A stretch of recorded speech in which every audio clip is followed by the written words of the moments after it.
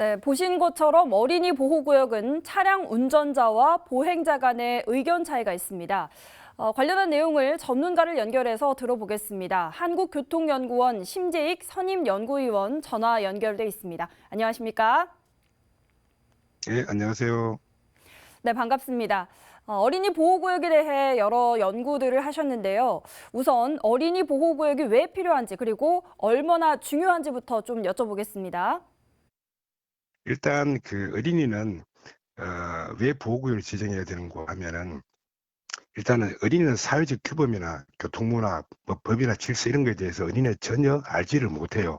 물론 학교 내에서 좀 배우고는 있지만은 그렇지만 일반인들은 이 사회적 규범이나 질서에 많이 익숙해 있거든요. 음. 그러니까 일반 사람은 사회적 규범이나 질서를 알고 있는 거고 어린이는 음. 모르고 있는데 음. 그런데 일반 도로상에서 이두 어떤 개체가 부딪힌다면은 누가 주의를 해야 되겠습니까? 음. 당연히 기성세대 어른이 조심해야 되고 음. 특히 자동차 운전자가 조심을 해야 되겠죠. 음. 그래서 어린이 보호구역을 지정하는 것입니다.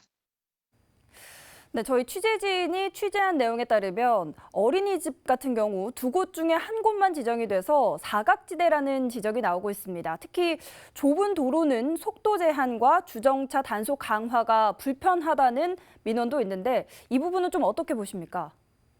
좁은 도로 같은 경우는 보도가 없는 도로일 경우가 많습니다. 그런데 어린이 그 평균 키가 보통 한 130에서 140 정도가 됩니다. 그러면은 그 불법 주행차 차량 옆에서 뒤에서 어린이가 만일 튀어나온다면은 그 근처를 지나가는 운전자는 그 어린이를 보지 못할 가능성이 음. 커요. 그래서 그만큼 불법 주정차 차량이 위험하다는 것이고 만일 사고가 난다면은 제2의 사고 원인 제공자라고도 할 수 있어요. 특히 보차 혼용도로에서 불법 주행차 차량은 굉장한 위험 요인이다. 그래서 어린이 보호구역에서 그만큼 불법 주행차 단속을 심하게 하는 이유가 그런 이유가 아닐까 그렇게 생각합니다.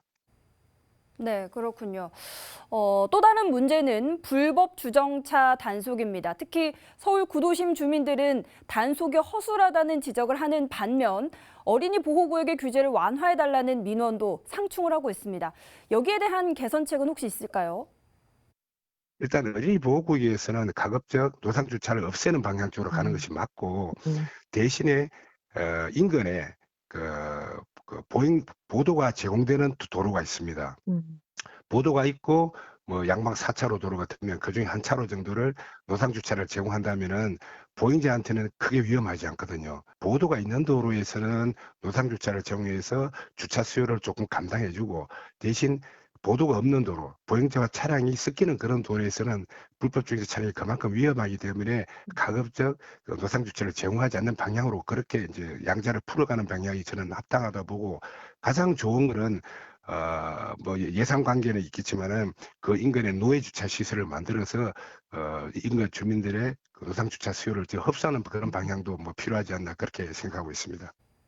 네, 말씀 고맙습니다. 지금까지 한국교통연구원 심재익 선임연구위원과 어린이 보호구역 문제점과 또 개선 방향에 대해 알아봤습니다.